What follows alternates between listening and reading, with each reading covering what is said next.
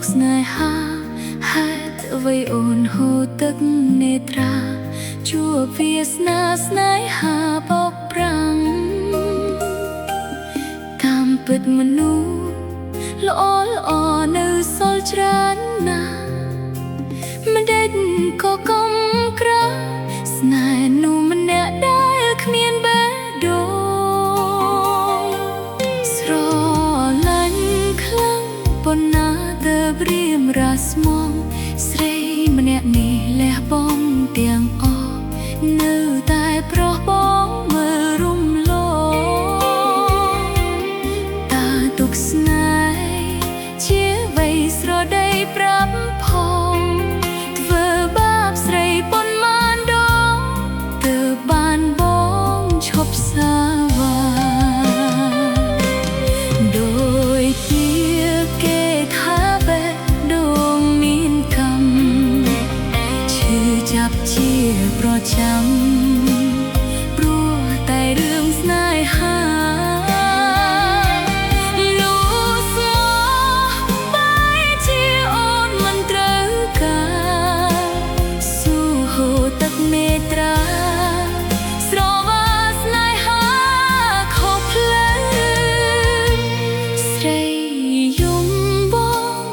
ថានាងពន់ជ្រាយឬចង់នោះប្រោធ្វើឲ្យនាងឈឺគេគឺជាមនុស្សបែបណាទៅស្នេហាធ្វើឲ្យមនុស្សលែងដឹងខុសត្រូវបើថ្ងៃមួយអូនឃ្លាតទៅសូមបងនៅចងចាំអូនផង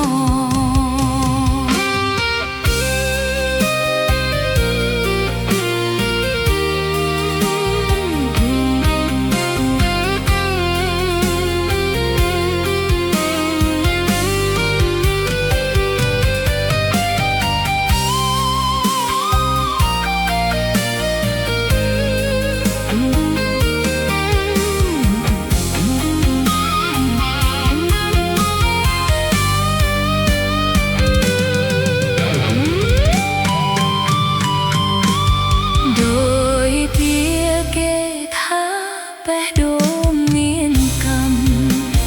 ឈឺចាប់ជាប្រចាំ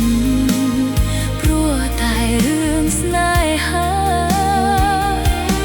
នោះស្មោះបែរជាអូនមិនត្រូវការស៊ូហូរទឹកនេត្រា